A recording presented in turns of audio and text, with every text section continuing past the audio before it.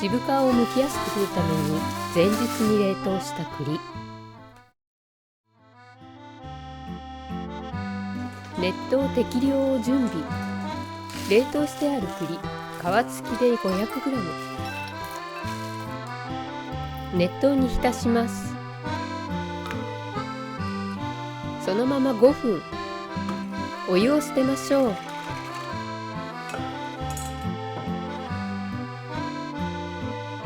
栗の丸みのある方の面、そこに包丁の刃元を使って鬼側だけに縦に切り目を入れましょう。こんな感じです。オーブンを220度に予熱しておきましょう。切り目を入れた栗をクッキングシートを敷いた上に切り目の方を上にして並べます。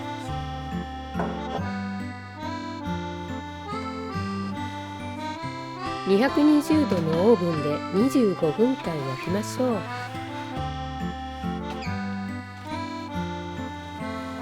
25分経ちました。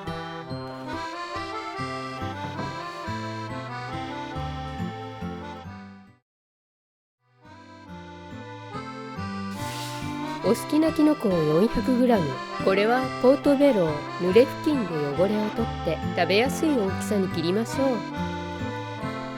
傷んでいる部分はナイフの背で取り除きます。これはプルロット、ヒラタケ、石突きを取って食べやすい大きさに切りましょう。濡れ布巾で汚れを取ります。オーブンは200度に予熱。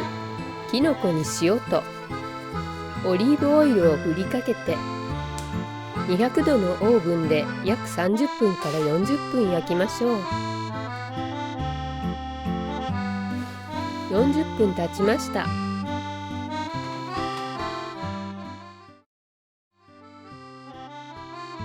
少し冷ましておいた栗の皮を剥きます。一度冷凍してあるので簡単に剥けますよ。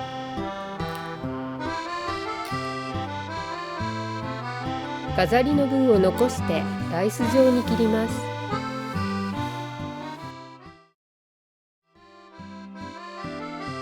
これは固形の野菜のブイヨン。1個で水1リットル、ローリエの葉1枚。そのまま温めておきましょう。パセリをみじん切り。エシャロット1個もみじん切り。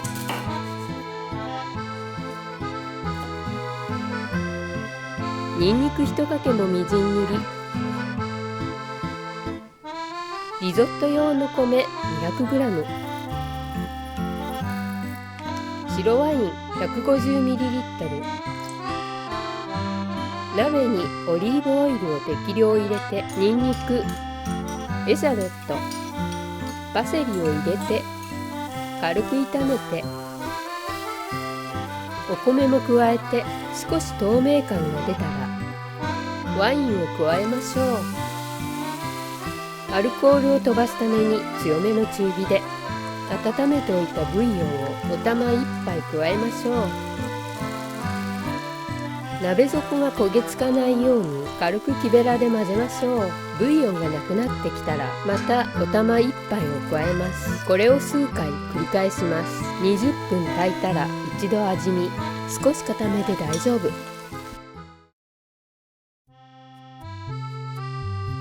マスカルポーネチーズ大さじ2杯。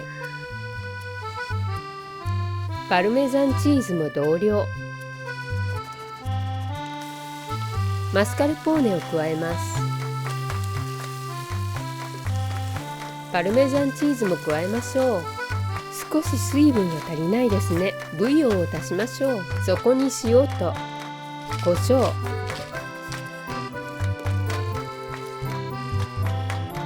準備しておいた栗と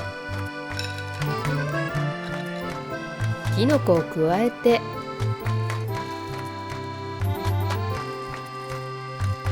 完成です。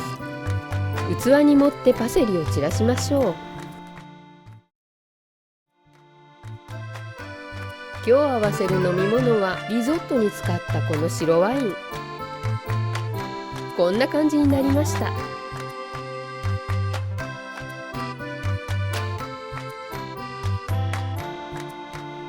秋の味。